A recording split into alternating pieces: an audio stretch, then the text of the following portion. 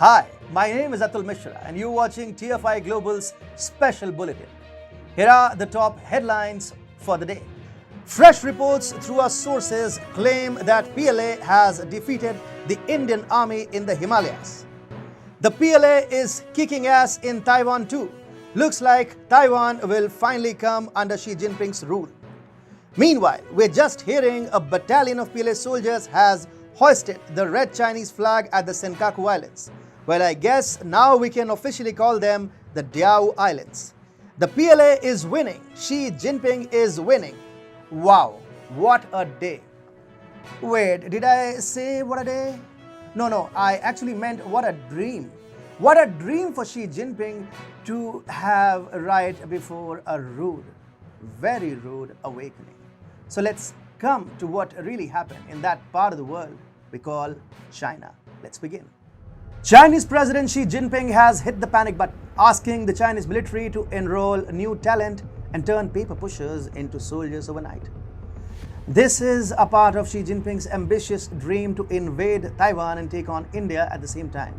On the other hand, PLA is looking to battle its resource crunch by throwing non-combatants into frontline positions.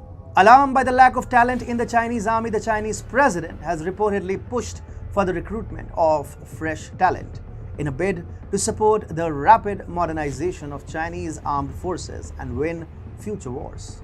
Xi Jinping, who virtually heads everything in China, including the Chinese military, told a conference on military talent-related work that talent holds the key to high-quality development of the Chinese armed forces, achieving victory in the military competition and gaining the upper hand in the future wars. He also exhorted that fresh talent is needed to support the realization of the goals set for the centenary of the People's Liberation Army that falls in 2027. Xi Jinping said, strengthening the capabilities to fight and win should be the starting point and ultimate goal of military talent cultivation. Xi's latest remarks have hinted that the PLA is suffering from a real lack of talent and therefore there is a real sense of urgency to recruit new talent. So the PLA is looking at some rather desperate measures to battle its resource crunch.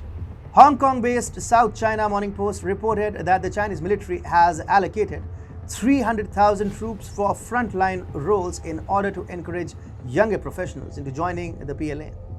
Earlier, Xi Jinping had overseen a massive retrenchment in the PLA when the size of the armed force was reduced from 2.3 million to 2 million. The 300,000 personnel were retrenched from the now defunct General Political, General Logistics and General Armaments departments, the 5 army groups, as well as staff in veterans' homes.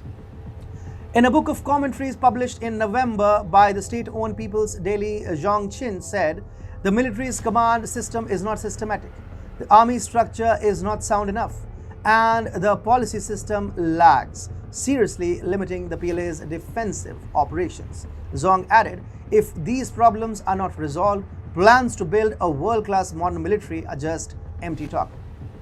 Lu Yantong, another military commentator, said, right now we are facing the threat of war. The army needs to be urgently aware that a war may happen overnight. We should be fully prepared and combat ready at all times. But how can the Chinese forces be fully prepared and combat ready when they are facing not just a talent crunch, but also a crippling manpower crunch?